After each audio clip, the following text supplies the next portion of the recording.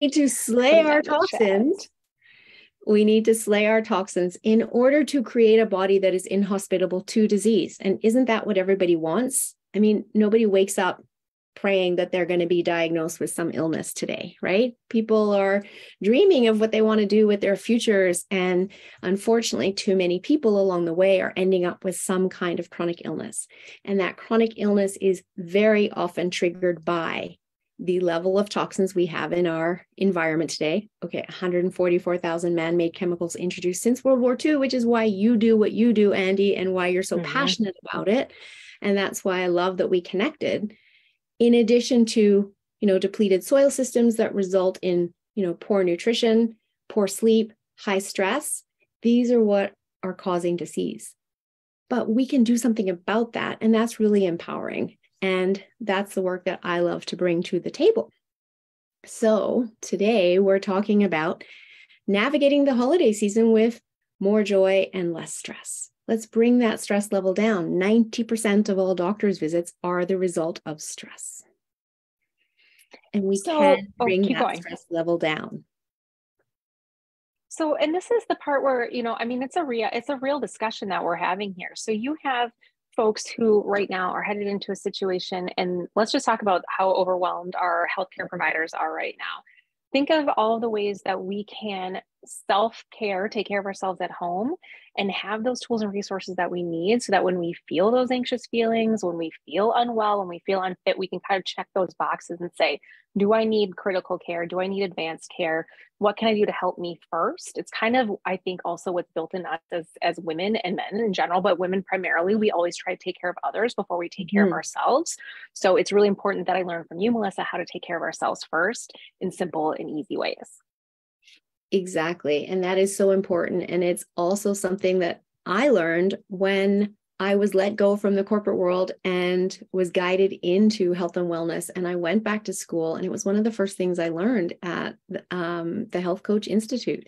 And that is that self-care is the most selfless act, because it allows you to show up and give the world the best of you instead of what's left of you. Let's just let that land for a minute. Give the world the best of you instead of what's left of you. And if you stop and think about it, what are you giving your loved ones? The people you spend the most time with? Do you come home at the end of the day, you're exhausted, you're tired, you're cranky, and there's spilt milk? Do you scream? Are you yelling? Are you frustrated? Are you quick to anger?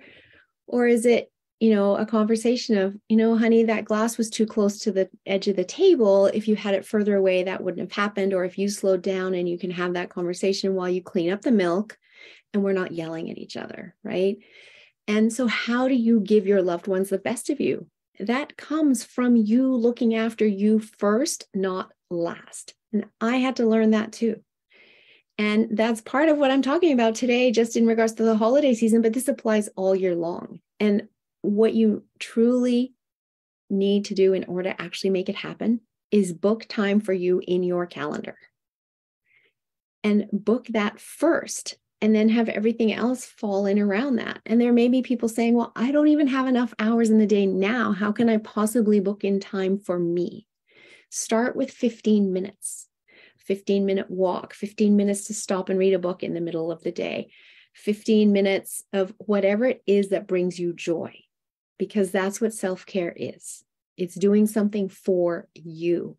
And what happens is that as you build in these 15 minutes of self-care time and you start feeling better, you are more resilient to the stress in your life. So you start bringing out the best of you. But what happens when we become more resilient to stress is we also become more focused, because when we are stressed out, we lose our focus and we've got ping, ping, ping going on everywhere, right? And we can't focus. And so it takes us 10 times longer to get anything done. But when we can focus, we get things done more quickly. And then guess what? That builds more time. So now you can start building in half-hour blocks of self-care time and work your way up to an hour a day. And maybe you don't like an hour all in one burst. Maybe you like 4 15-minute increments during the day. It's completely up to you and what works for you. But it's really important to have it in your calendar, because that's the first step in making it happen. The second step that's really important is to assign something to that time in your calendar. What are you going to do with that precious 15 minutes? Because if you don't have anything there, it's super easy to pick up your phone and start scrolling Facebook, and then 15 minutes is gone. And scrolling Facebook is not self-care time, I promise you. But if you know what you're going to do with that 15 minutes, then you're going to get outside and do it, if it's a walk outside or pick up your book and start reading it or whatever it might be. So planning it and then assigning the activity is absolutely critical to building your self-care time. Another thing around self-care that I want to share is it comes down to boundaries. What are the boundaries that you're setting in your life? And I work with clients a lot in this area, and especially women, because as you said earlier, Andy, we're so used to taking care of everyone else instead of ourselves first. But when we create boundaries, we can give ourselves the space for that Zen bubble and, create that time for ourselves. And setting boundaries doesn't have to be difficult. It doesn't mean you're being mean. It simply means you're creating space. So in your time, in your day, so you can build in your self-care time.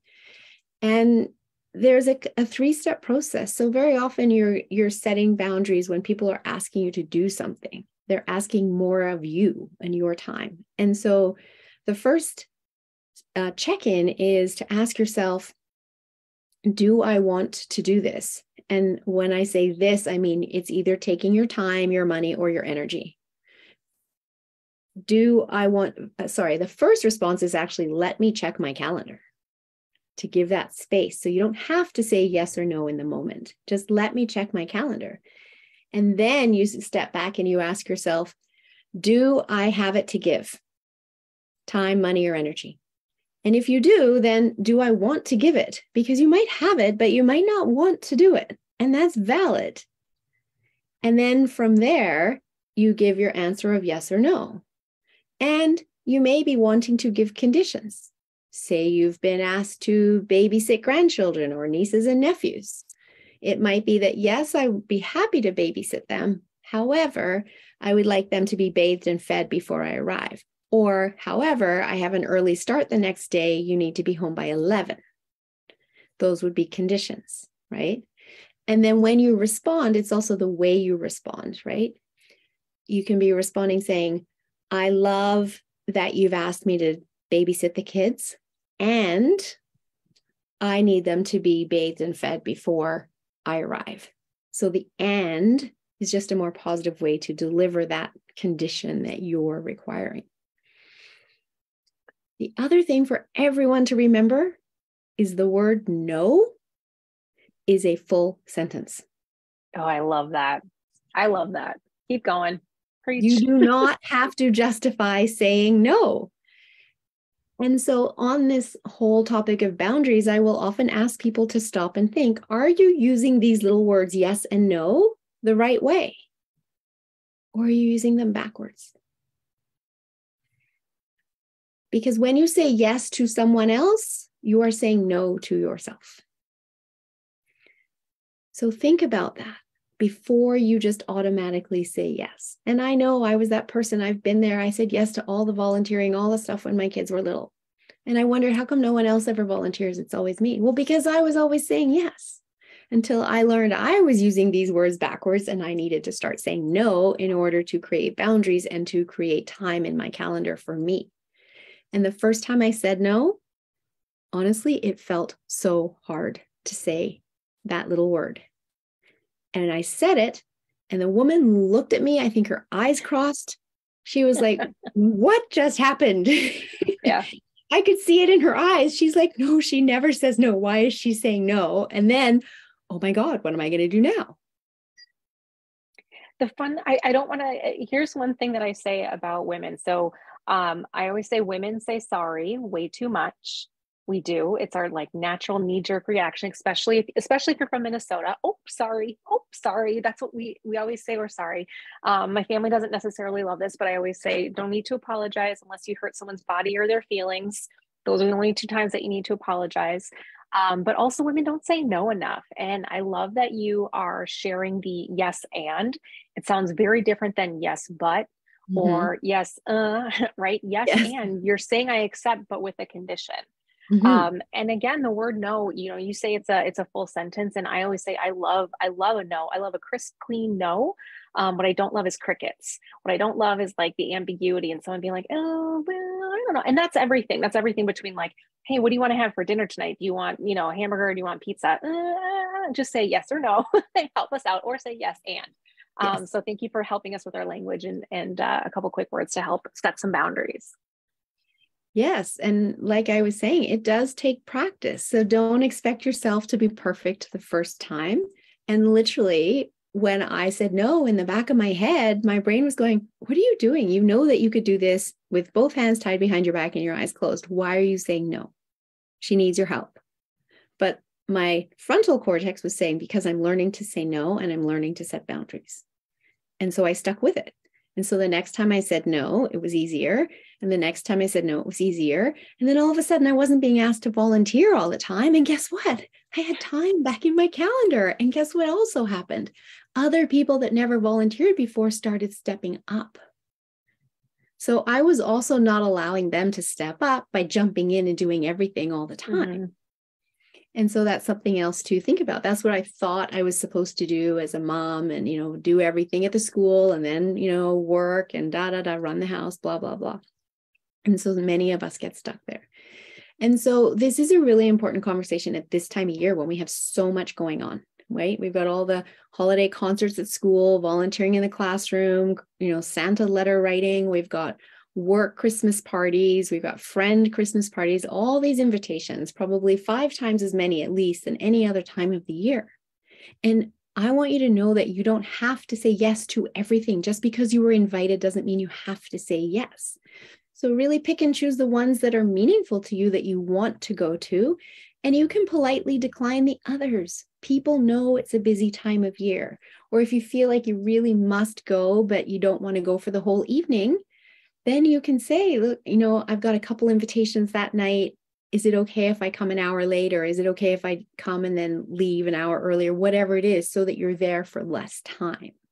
So you're still giving yourself time. And so that's a really important tool for navigating the holiday season. I love that. And truly just simply saying that, yes, and I can only stay until 8:00, or yes, and I will be arriving later. It's not a no. Again, if you feel like you might hurt someone's feelings, don't apologize. It's just about setting boundaries so that you can give the best of yourself. Exactly. 100%. So some other things that you can also be doing to reduce the stress through the holiday season is plan. We don't plan to fail. We fail to plan. And it's very, very true. And when we plan, we lower our stress significantly. And the plan is never going to be perfect. But if we have a plan and we end up 20 degrees off course, that stress is far more manageable than the stress of trying to retain everything in your head. You're zigging over here, you're zagging over there. You've got this going. You forgot that. Oh my goodness, I didn't buy that at the mall, blah, blah, blah. That stress is so much more of a whirlwind type stress. And that is the type of stress that is causing dis-ease in our body. And people don't realize this because they look around and they see everyone else just as stressed out and they think it's normal and it's okay. And it really isn't. And so planning does absolutely bring a certain amount of calm and peace into your world. And there might be people watching who are thinking, I don't want structure. And I know people like that. Don't think of it as structure, but it is a template, right? And you don't have to think of it as being confined. It's something that you can work with, and it's still malleable, but it keeps you on track so your stress levels can stay down. And for that person that's super, super, super resistant to structure, then you and I might want to talk, because maybe you've just got some patterning in your life where you don't have the strategy for handling structure. And we need to actually insert that for you. And that's working with your neurological pathways. And it's really cool work that I do to help people achieve what they want to achieve when they're actually missing some of the strategies that they need. But back to most people, Most people can plan. So what do we need to be planning? We're going to be planning our meals. Who are you having over for dinner? And plan your meals on a weekly basis anyway. But you've got, you might be having a dinner party. So what are you preparing? When are you preparing those meals? Make that shopping list, get the groceries done. And in today's age, it's even easier to do that because you can order them online and have them delivered. Well, that saved a whole bunch of time, didn't it? So now you've got some self-care time.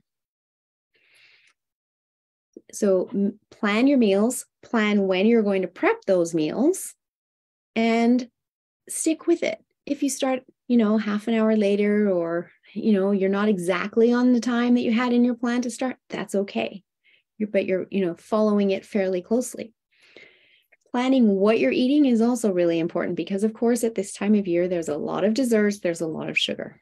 Mm-hmm. That puts a lot of stress on your body. And so if you're planning healthy meals at home around all of that, so that 80% of the time you're eating well and 20% of the time you might be eating foods that your body isn't really thriving off of, your body can handle that and you're still going to do well. If it's the other way around, that's when we start to have disease created in the body.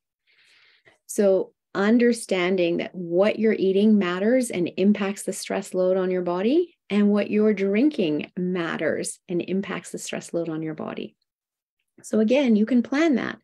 What are the events that are really important to you that you feel like, I do want to have a glass of wine at that event? Are there events where you don't really care and you could drink Perrier or whatever it is? Tell people you're the designated driver. Because in this day and age, you can just say to people, I'm not here for the alcohol. I'm here for the social aspect. I'm here to meet you. Yep. Right? How meaningful is that to say to someone, well, I'm not drinking. I didn't come for the alcohol. I came to see you. Yeah. I think that's a really important phrase too. Right? Especially, let's just be really honest too. The holidays are a stressful time for that reason. There are people who are making significant lifestyle changes, whether it's with their weight, whether it's with alcohol, all the other things. That can be a really uncomfortable conversation during this social time of year to explain why you're not drinking, why you're not eating all of the things, why you're bringing your own meal to the holiday sit down dinner. And I think that is a really important phrase that we can all share. I'm not here for the food and the drink and the beverages. I'm here to see you. And I think that would stop me right in my tracks if I was ever wondering, what's going on with that person that I haven't seen in a while. Exactly. So it's a really beautiful way that you can just counter their inquisitiveness, or even in some cases kind of pushiness, because I know there's people out there like, oh, come on, have a drink, right? And when you use that sentence, it stops that. And they stop and think, oh, cool, okay, and tend to leave you alone. So those are some factors to think about. When it comes to another area of self-care that we can plan, and we often don't, is our sleep. Sleep is so important. And again, when we have a lot of things in our calendar, we might be getting less sleep. And many people kind of, plan their whole day and then got to get everything done. And sleep is what's squeezed out at the end of the day. Mm-hmm. Whereas what we should be doing is planning our sleep around our day. So what time do we need to get up in the morning, and back that up by at least 8 hours, because the average adult needs 7 to 9 hours of sleep a night. If you're getting sick, you want to be in the 8 to 9 range. If you're healthy and doing well, 7 to 8 is good. But it's going to take you at least half an hour to get ready for bed and fall asleep. We don't just get into bed and, drop dead asleep on demand, or at least most people don't. If we give ourselves that extra time off screens and take that half hour to 45 minutes to prepare ourselves for bed, do some stretching, wash our face, have a shower, put the jammies on, read a book, not be looking at screens, we're going to have a better night's sleep. Doing a gratitude journal really helps improve our sleep because we're going to bed on happy thoughts and our brain isn't stressed as we fall asleep. So these are all really important steps to lowering our overall stress, because the more sleep we get, the more stress resilient we are.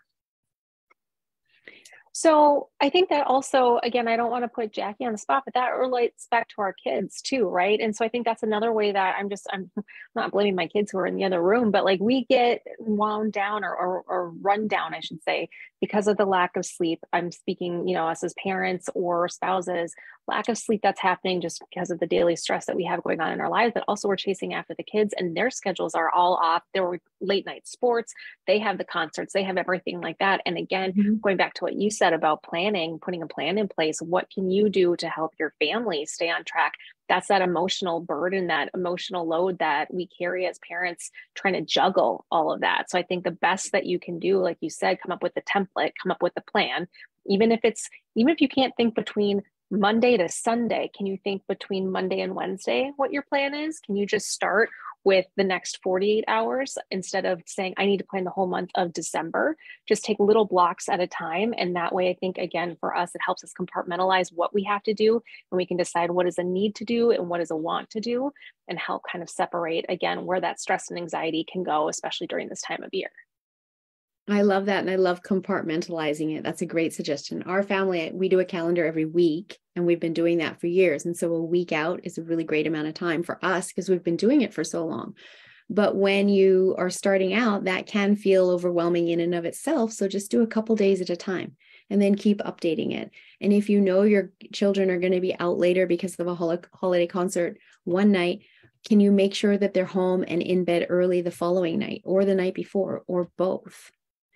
And our kids very often have bedtime routines, and keep them to it as much as you can. But here's the thing is adults need bedtime routines too. And yet we so often don't have them, right? That bedtime routine isn't just to make it easier to get your kids to bed, which is what I actually always used to think it was when my kids had a bedtime routine. And I didn't know when they were 10 what I know today. So, the bedtime routine went away. They could read themselves. They didn't need me to read stories anymore. And the bedtime routine just kind of went by the wayside. And then, years later, when I get into health and wellness and I realize, the importance of sleep and how to actually optimize your sleep, I'm like, oh my goodness, that wasn't about me getting them to bed more easily. That was about them getting into a deeper, more restorative sleep. And every single one of us on the planet needs a bedtime routine. And we need to get off screens because of the blue light the screens are putting into our eyes, which tells our brain it's high noon. And our brain doesn't start making melatonin. And we need melatonin to fall asleep and get into a deep restorative sleep. So we need blue light blockers on our devices, and the phones all have them. If you go into like display and brightness, you can turn on night shift. There's a free software you can download on your computer. I have it on mine, and because it's already dark here, I can tell it's turned yellow while we've been talking. So the yellow light's turned on. And it's only 4:30 in the afternoon right now for me, but it's dark. That's called Just Get Flux, FLUX.com. Just Get Flux.com. Awesome. And it has GPS coordinates in it. So if you take your laptop with you, it'll recognize the new coordinates and ask if you want to switch it to those coordinates, and it will turn the yellow light on at dusk. And so I'm putting that in the comments. I'm taking notes. This is so great. This is so important for television. Maybe new televisions also have blue light blockers. I don't know. I haven't bought a TV for about 10 years. So I wear blue light blocking glasses when I'm watching television, because what happens when we get blue light into our eyes in the evening is it tells our brain it's high noon, because that's the light that comes from the sun at high noon.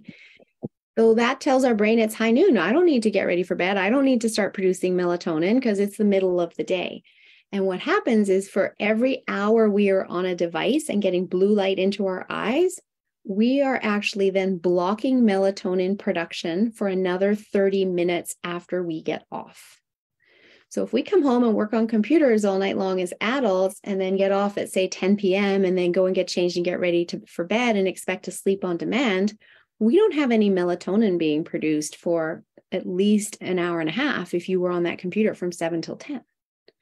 And it's the same with our kids. And are they taking devices into their room and into their bed and looking at their phones as they're, getting ready for bed? And then, they're reading their phone and then they put the phone down and turn out the light. And now they expect to sleep. It's not going to happen, or not the deep restorative sleep they truly need, which is the sleep that makes us more stress resilient. So I want to ask Jackie, since you popped on for a second, I'm going to put you on the spot for a second. So what would be your tip? I mean, again, we're talking about de-stress, avoiding stress with ease and grace during the holidays. What is your parenting tip for getting kids off the devices at night? I think this is just a hot topic that maybe you could weigh on a little bit. What language can we share with our kids about how important it is to wind down at night? Well, exactly what Melissa was saying earlier about the saying, it's like saying no to something by saying yes to something else. So you can say things like, I'm happy to have you use your device after dark, just as long as it's plugged into the charger by bedtime. Got it. You know what I mean? Got it. Then what do they do if they don't do that? You just are like, oh, bummer. See, we think we have to get mad or we have to like engage with them. We don't have to. We can just be like, oh, bummer. I was so hoping I wouldn't have to do this right now because it kind of drains my energy when you throw a fit. Feel free to throw a fit. I'm taking the device. And we give our kids permission to be upset about it because of course they're going to be upset when they lose it, right? But that's kind of like, that's the rule. I have tons of tips about that stuff, but I don't want to hijack. I was just asking. It's one of those hot topics that I know parents are always asking about. Yeah. No, and I think that's fabulous advice, Jackie. I totally agree. And if they're using their phones after dark, we just want to make sure that they are on night shift, right? Right. And that they're plugging it in on the charger. The whole point of I'm happy to let you use your phone after dark is like here in Minnesota right now, it's 4:30. It's dark. And it's dark. Same here. Yeah. And so like it's dark. So it's like, oh, I can't use my phone right now. Oh, you sure can, just as long as I know you're going to plug it in at bedtime, like lights out, bedtime's bedtime. Right. And so it kind of makes them curious a little bit and that won't work for them the first time. They're going to like not do it that night at night, right? They're not going to give you the phone or offer the phone up or put it on their charger or on the kitchen counter or whatever. So then the next day when it gets to be dark, you're like, oh, hey, thanks for letting me know last night that you couldn't handle having your charger after dark. We're going to try again tomorrow, leaving it here for now. And they're done by the 4:30 or 6:30 or 7:30. And again, the difference is you don't have to be angry about that. They will be upset. You're going to get a fit, right? You're going to get a lot of stuff. And you're like, I know, you can empathize with them. It's such a bummer when that happens. You know, I hope you'll be okay. Come see me if you need a hug, you know, or whatever. This sounds sarcastic. I love that. It's evening and I'm being playful about it, but yeah, we don't have to get mad and engaged. And the other thing I love that you're saying too, Melissa, about the sleep, like we think when it's holidays or it's Christmas break or things like that, that we should like allow our kids to stay up later because they're on break. But their biological clocks don't just switch gears like that, right? And so we're actually kind of setting them up for failure when we let them stay up too late. Now, I get it if you're with relatives and you're away, like sometimes there's a need for that.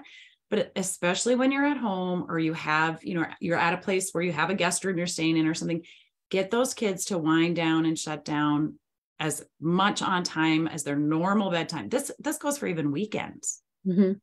Like we don't need to just be staying up late because it's Saturday. Like who wrote that rule? Right. You know, and it really throws them off. And then teachers and daycare providers on Mondays are like, oh, okay, you know, they're dealing with it, you know, and it just makes it so much harder. And then you're getting the call at work that your kid's not feeling well, or they're, you know, having a behavior problem. You know, not enough sleep and high stress runs the immune system down, right? So, you know, why do people tend to get sick at this time of year? They say, oh, it's the germs and the bugs. But if your immune system was strong, you wouldn't get sick. Yeah. Right. But it's the immune system's run down because of poor sleep and high stress. Right. And to that point too, Jackie, let me just share why understanding our biological clock is so important. So we are all natural creatures, right? And we have a diurnal rhythm, which is the opposite of nocturnal, meaning because of our vision, we are supposed to be awake during the day, not at night, because we can't see well enough at the night to fight off, you know, animals, et cetera, right? And so what happens in our body is that our cortisol levels are at their lowest at bedtime, or should be if we've taken care of ourselves, and our melatonin levels should be at their highest. And that's the time that we want to go to sleep, because that's when we can get into deep restorative sleep. And they are inverse hormones, and they cross between 10 and 11 p.m. at night. And obviously for younger children, we need to be getting them to bed earlier because they need more sleep. But just for adults, they cross between 10 and 11 p.m. at night. Melatonin's at its highest, cortisol's at its lowest. And so that's the best time to go to bed. Now, there are some people going, oh, I always go to bed after midnight. I'm a night owl. But guess what? You might feel like you get a second wind after 11 p.m. at night. Mm-hmm. And so you can stay up longer. Well, that's because your cortisol is already rising and your melatonin is already dropping. So when you do actually go to sleep, you don't have the same amount of melatonin to take you into that deep restorative sleep. And then if you get up in the morning, the ideal time to get up is between 6 and 8 a.m. because that's when cortisol is at its highest, and cortisol gives you energy to start your day. And if you're the person that goes to bed really late and then you sleep in really late, when you wake up, you feel groggy because your cortisol level is already dropping. And so understanding that helps people be better able to work with their normal diurnal rhythm. And here's another thing too, just a little FYI. Midnight is short for middle of the night. So we should be asleep before the middle of the night. Okay, go through that one more time. I'm putting this in the chat. I think this is just easy to remember. We're talking about the diurnal rhythm, and ideal time for the morning is between 6 and 8 to get the high cortisol, low melatonin. In the evening, it's what time to what time? Between 10 and 11 p.m. 10 and 11. You really want lights out by 11 p.m. That's the ideal time when our hormones, which are completely dictated by the laws of nature, are at their optimal crisscross for us to get into an ideal sleep. Now, if we're in a state of chronic stress, our cortisol might not be dropping low enough and our melatonin isn't maybe coming high enough. And that's a whole separate story. Again, coming back to self-care, potentially we run lab tests to see where your cortisol levels are out of balance so that we can rebalance them, because cortisol levels that are out of balance can cause health issues down the line. They can cause an imbalance between estrogen and progesterone. That can cause the thyroid to slow. That can trigger going down the path of type 2 diabetes. That can trigger going down the path of breast cancer. Nobody wants any of those things. And here's the great news. It doesn't have to happen. We can totally look at where you're at now, get those early warnings, rebalance the body so that you don't have to go down that path. I love that. I love that. That's sleep. Yep. Another thing a lot of people do over the holidays is travel.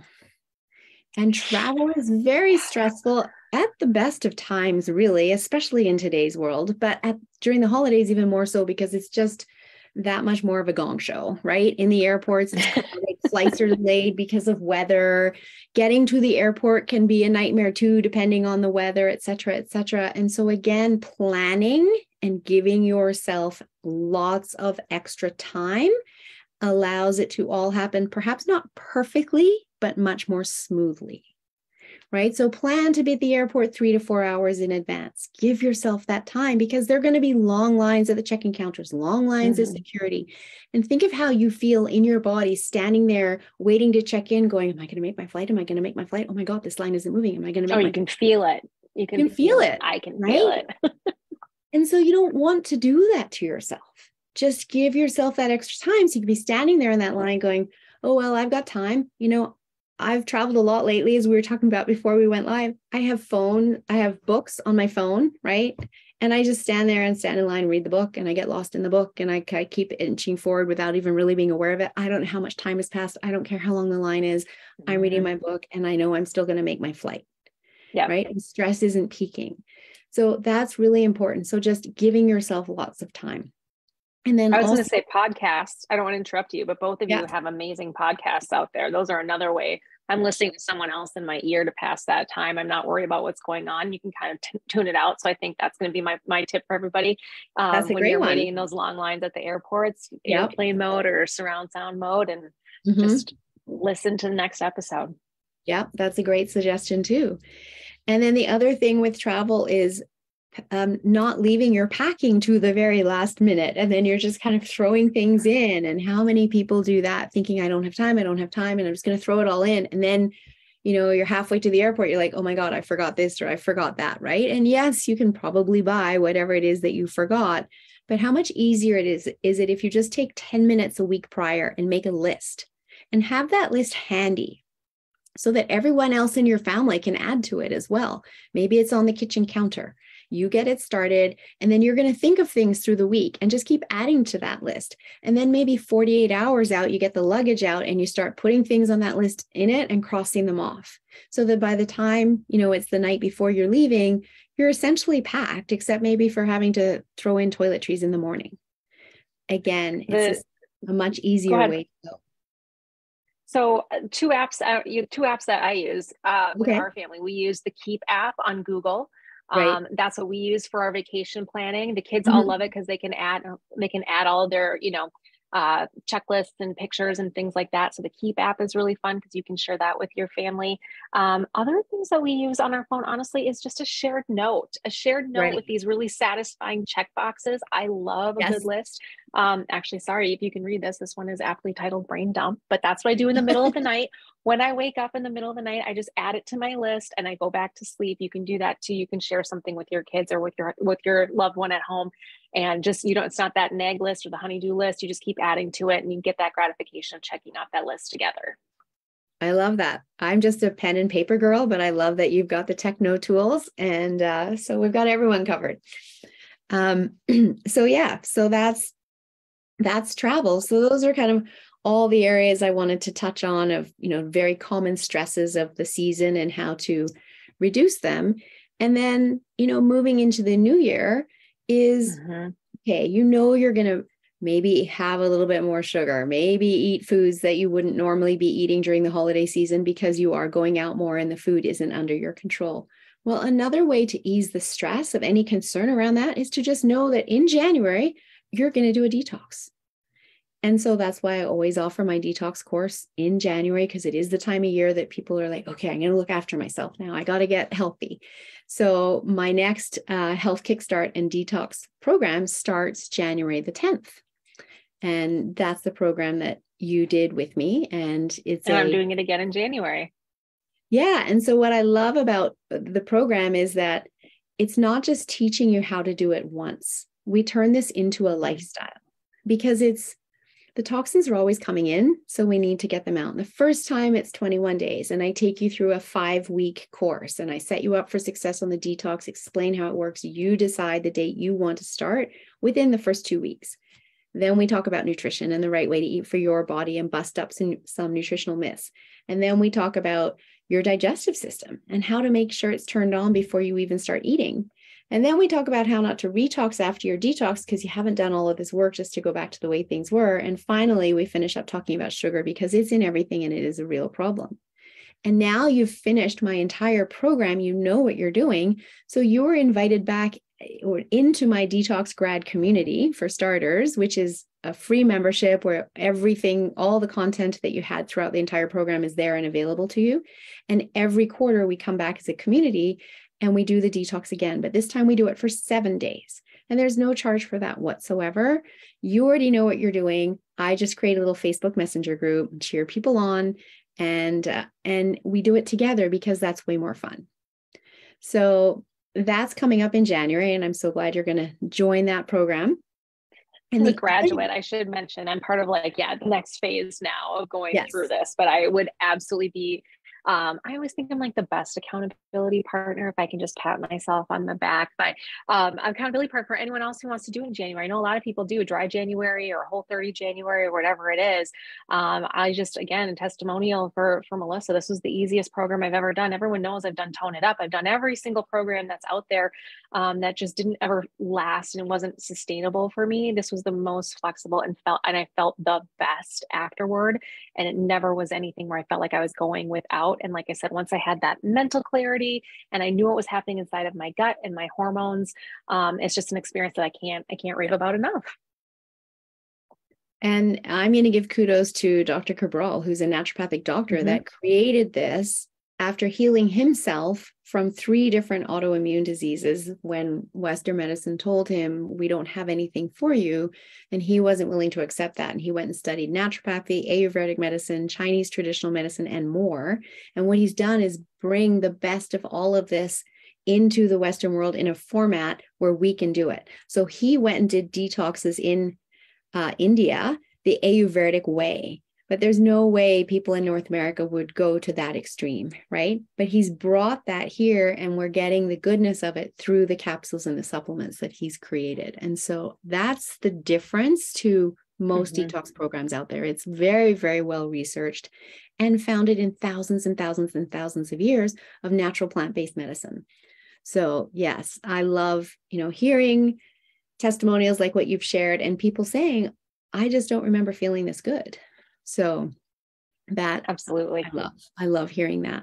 And then the other offering that I have for people that are wanting to get out of stress and overwhelm for the holiday season, or maybe people think of the holiday season as a burden rather than a joy. And there's definitely people that are in that place or that struggle with, difficult emotions. I've just launched a Learn Self-Hypnosis masterclass, which I'll be running on December 17th.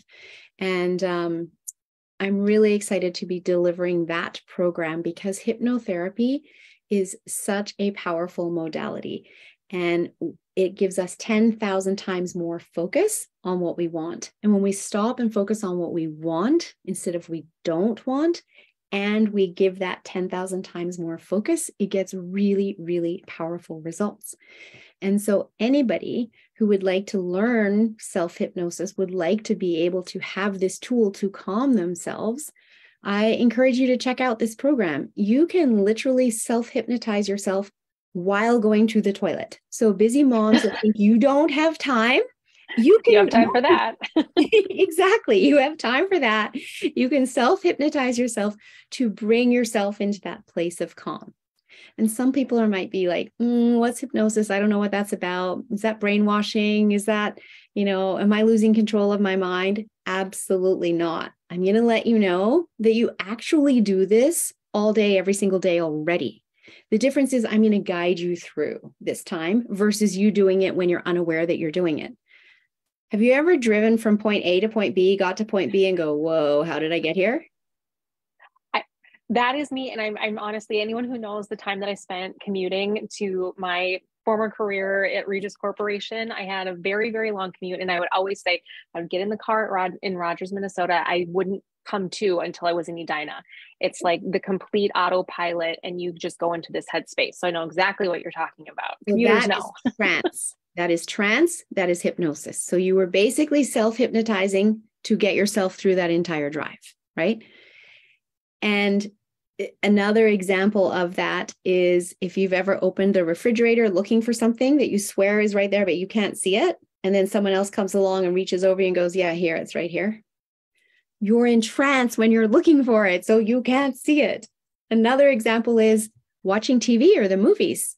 You've seen the Superman movies. You see Superman fly in the movie. You don't sit there and go, people can't fly. That's ridiculous. No, you enjoy the movie because trance is the willful suspension of disbelief. So you're in trance watching the movie.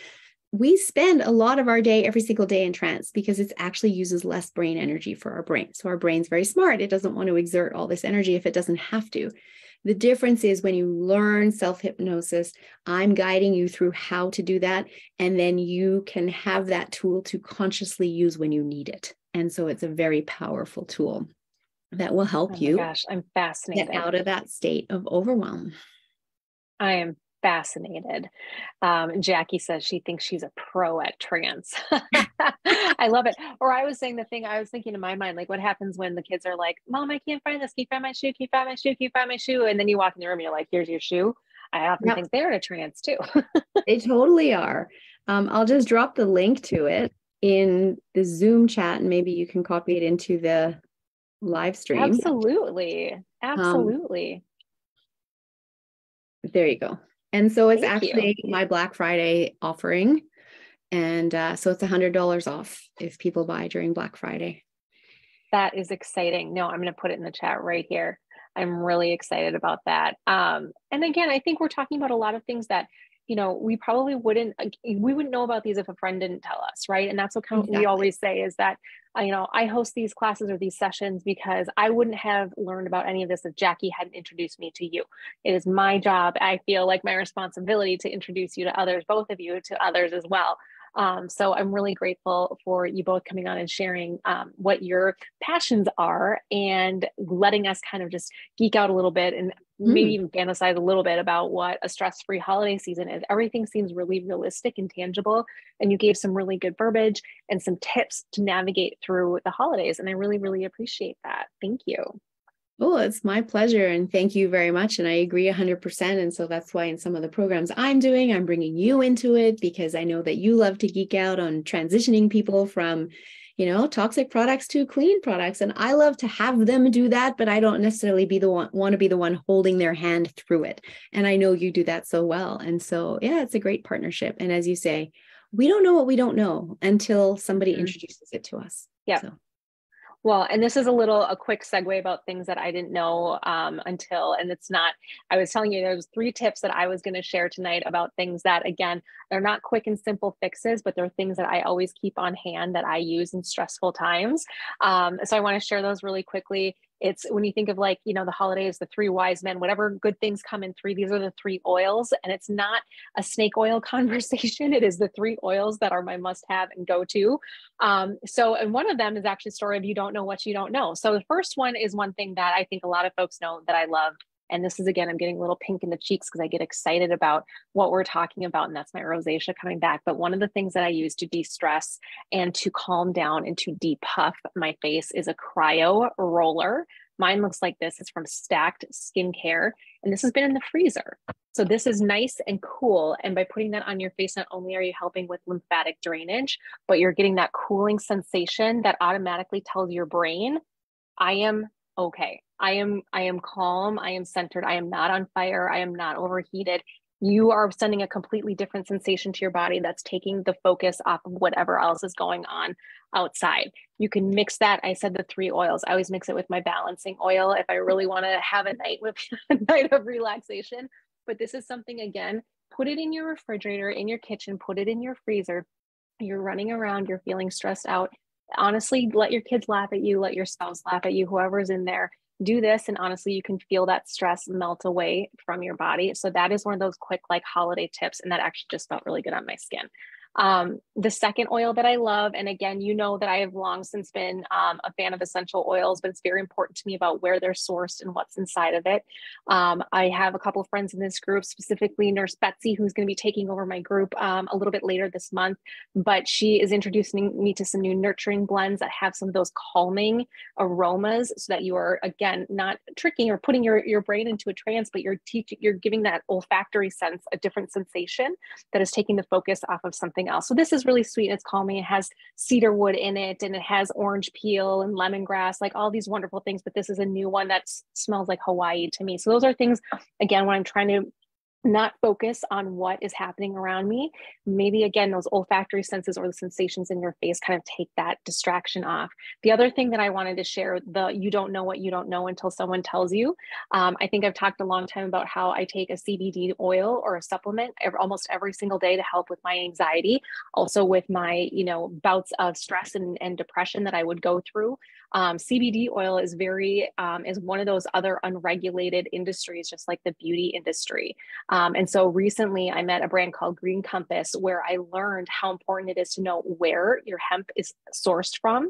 And that, quite frankly, we don't want to be buying hemp at the stores or any place that comes from China. No derogatory statement about China or anything about that, but what it's used for, the hemp flower in China is used to detoxify the air. And all of the heavy metals, all of the environmental toxins that get pulled into that hemp plant then get bottled and produced and shipped over to the US. So the cool thing I wanted to show everybody here is that there's a QR code on the bottom of my bottle. This one is pumpkin spice. So it's very holiday flavored, this tincture that I put under my tongue, but you can scan the QR code and it'll tell you exactly where this was sourced. But again, I didn't know about sourcing. I didn't know about purifying plants and pulling in environmental toxins until someone told me about it. So again, as I think about ways that I detox my body over time, I think I'm doing something good with an oil or a tincture or a supplement. It's really important that you know where they come from. And Melissa, again, that's why I trust you with all of the vitamins and supplements. And education that you provide, because you are such a valuable resource. You're so highly educated. And I thank you so, so much for sharing your time with me this evening. Is there anything else that you want to wrap up with tonight before we say goodbye to everyone? We are at the top of the hour, and I hope everyone is, who's watching this on the replay, is enjoying just simply how soothing this conversation should sound and feel. We hope at least if you've been listening for 60 minutes, it's brought you a little bit of namaste. Maybe you've had a glass of kombucha with me, maybe you haven't. But is there anything else, Melissa, that you want to wrap up with tonight? Well, I just want to say that I love what you just shared. And we were talking about people finding 15 minutes of self-care in their day. Well, what you've just shared is 5 minutes. If you had, that roller device and just did that for 5 minutes on your face, what a difference that makes. To use the oils and, adjust, shift the olfactory information going into the brain, like that is self-care. And you can just enjoy that for 5 minutes. And so there are ways that you can engage in self-care in even smaller amounts than the 15 minutes that I mentioned before. So thank you for sharing that. And I didn't know about the hemp plants in China, but I do know about plants sucking up the toxins. And a really good plant for doing that in your environment is a spider plant. Yes. I wish I had one in my office. I've tried to have one in my office. My cat eats it every single time. Really? Poor plant dies. So I have a salt lamp instead, because a salt lamp will do the same. You'll need to share. I'll put all kinds of links in the comments of all the things that we talked about. I am looking for a salt lamp. It's on my Christmas list. So if you have one that you recommend, I have it on my website actually. On my website, go to my resources, and then my recommendations. And so those are a lot of my all my recommendations are there, including the link to your website, a link to doTERRA. I know that was some of the oils that you just messaged. So you can find the salt lamp there. Oh, perfect. Well, thank you so much, Melissa. This has been a really great event. Thank you so much for coming to visit. I hope to invite you back later, especially in January as we kick off a new year. Thank you everyone who has been watching on the live stream. I will share this recording far and wide. Thank you so much for being part of this community, and have a happy Thanksgiving and safe travels to anyone who's traveling. Happy holidays. Thank you. Bye, everyone. Bye.